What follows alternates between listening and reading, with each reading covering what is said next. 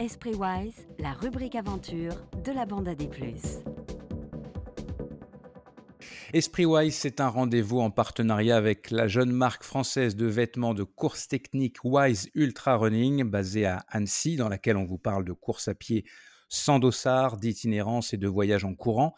Dans ce segment de l'émission, nous vous racontons des histoires inspirantes d'athlètes qui se lancent ou réalisent des projets aventureux et innovants sans forcément parler de performance. C'est la rubrique des pas de côté en santé et on espère donner à certains et certaines d'entre vous, chers auditeurs, de belles idées. Je me suis entretenu quelques instants plus tôt aujourd'hui avec les cofondateurs de Wise Ultra Running, Axel Nardou et Guillaume Bocas, qui viennent de parcourir le mythique GR20 en Corse, soit 190 km pour 14 000 mètres de dénivelé positif en 5 jours, en mode ultra léger. Je vous propose de les écouter. Salut Axel, salut Guillaume. Salut Nico. Alors vous deux, vous êtes des habitués de la montagne, vous êtes des habitués de l'ultra, et puis une fois ou deux l'année, vous partez tous les deux en amoureux à l'aventure, et là vous avez choisi le GR20. Pourquoi Guillaume, pour commencer. Alors ça fait un petit moment que ce qu'on affectionne particulièrement avec Axel dans le trail, c'est d'essayer de profiter de ces aventures pour faire un peu pour voyager. Donc nous, le trail, on a découvert l'itinérance il y a quelques années maintenant, et pouvoir avoir des voyages comme ça, des séjours de trail où on va parcourir de longues distances avec un petit sac à dos et tout en découvrant du pays, c'est quelque chose qu'on affectionne tout particulièrement. Donc ça fait un petit moment qu'on commence à écumer quelques sentiers, et forcément le GR20 était sur notre liste. Axel, tu t'es préparé des deux, excuse-moi Guillaume, mais tu es celle qui est la plus élite, celle qui est la plus athlète, avec des ambitions et tout.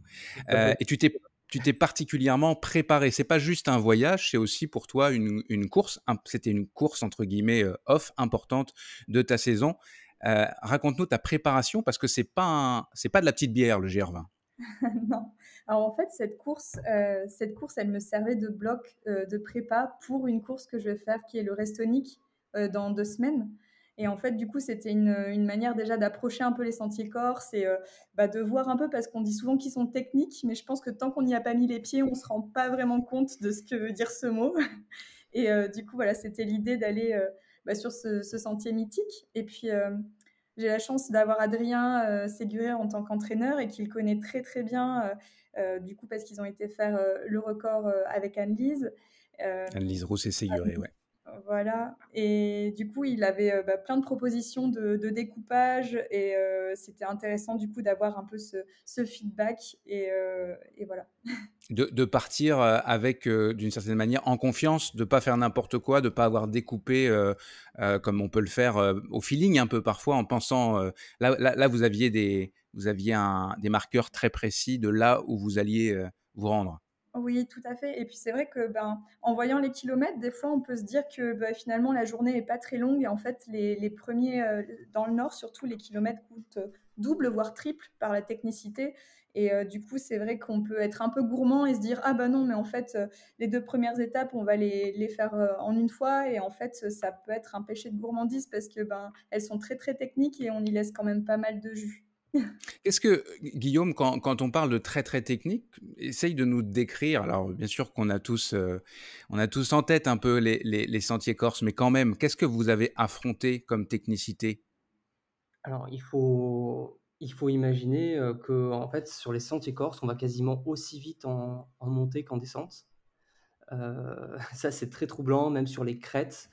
On peut voir sur des profils, on a l'impression que c'est des portiques qu'on va, voilà, de 1 ou 2 kilomètres qu'on va expédier assez rapidement, et en fait on se retrouve à passer 1 heure dedans, parce qu'il faut mettre les mains, il faut escalader, monter, descendre, voilà, on a les fesses sur les rochers, et il n'y a pas 1 centimètre carré de répit. Et ça, c'est vraiment sur toute la partie nord, vraiment sans exception. Il y a, La fameuse salade de cailloux des genoux dans le gif. et en fait, Non, on a beaucoup pensé aux genoux dans le gif, parce que moi, j'avais vu les posts où ils ont tendance toujours un peu, tu sais, à exagérer ou à faire des tonnes. Et ils parlaient de la salade de cailloux, que c'était infâme, que c'était immonde, que voilà, on allait.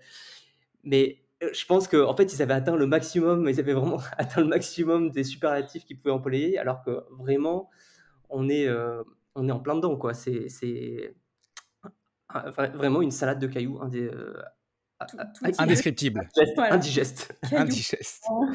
Indigeste, mais vous l'avez quand même réussi, hein, voilà, Oui, oui. vous êtes allé au bout. L'une de vos spécificités, et ça se marie évidemment avec ce que vous faites avec Wise, c'est de voyager ultra léger. Même si ici on peut imaginer qu'il faut du matériel obligatoire, on est quand même en montagne, etc.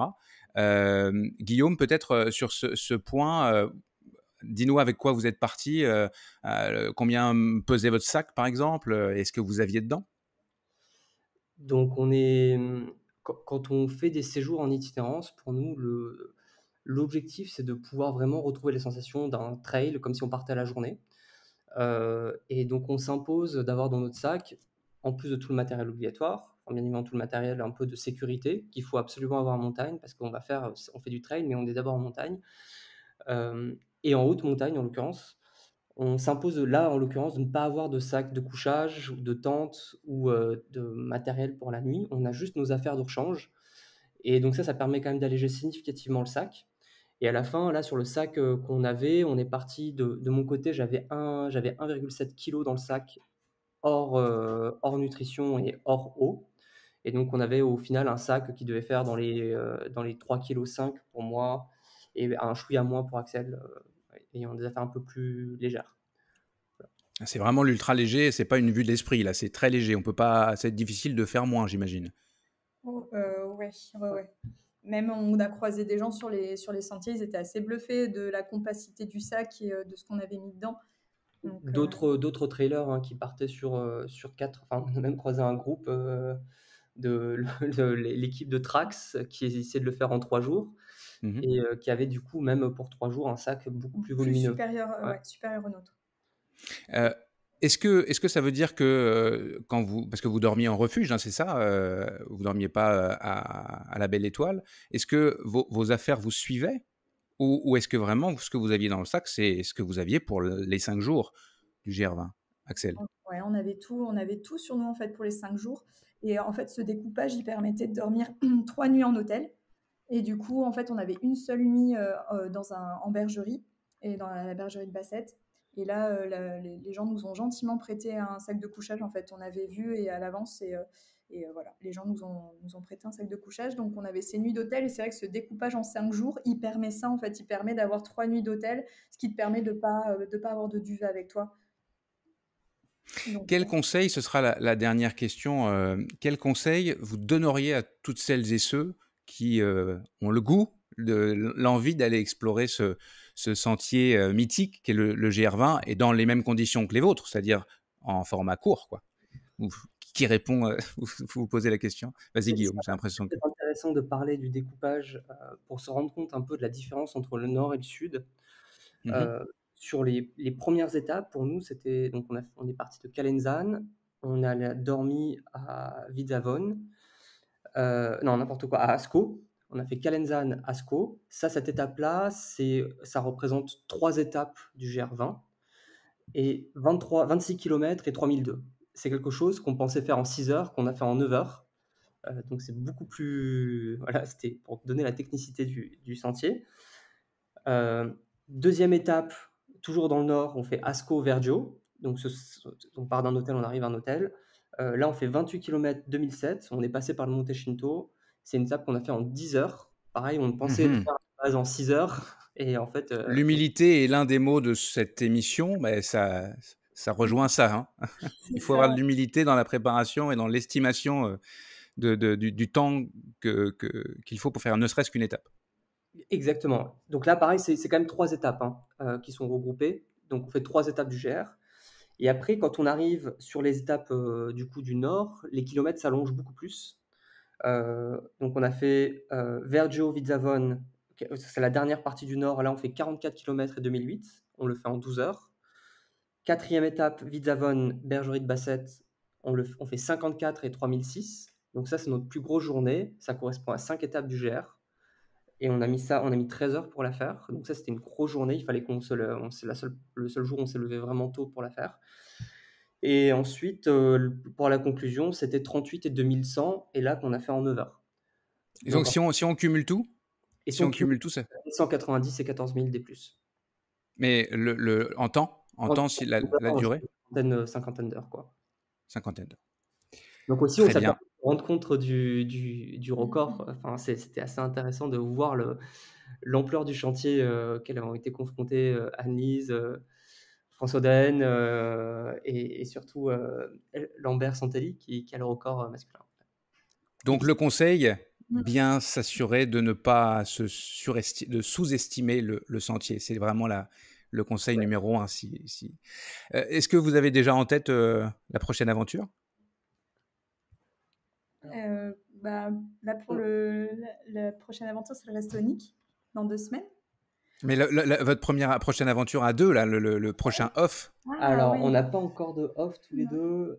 Moi, je vais peut-être faire un truc, je vais essayer de faire les tours des glaciers de la Vanoise, mais sur une journée en off. Mais on n'a pas encore programmé. Enfin, Axel a un programme de course bien chargé. Mais donc Restonic, on a ensuite, une qui fuse.